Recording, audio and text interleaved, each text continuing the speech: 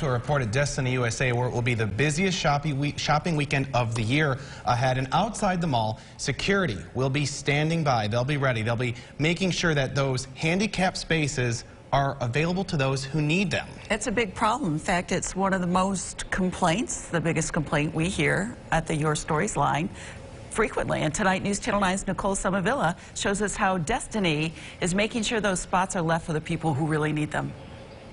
There's no violation here, so we'll just move on to the next one. As part of the security team at Destiny USA, David Whaley spends some of his shift cracking down on handicap parking, making sure those spaces are left for those who really need them. If I'm assigned mall patrol, I'll spend usually 4 to 6 hours out here.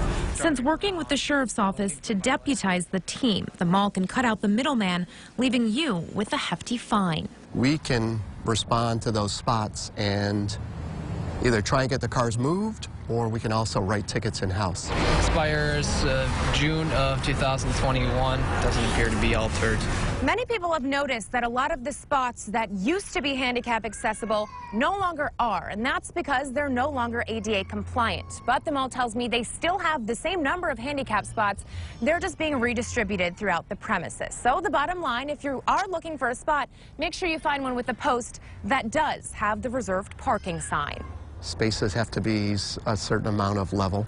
So there's some of those spaces that we're still working on to get them in compliant. And so in the meantime, we've moved some spaces down to the garages where it's level. So while it may be frustrating for shoppers who no longer have their go-to spot, next time maybe try the garage. And for other shoppers, be mindful of where you do park.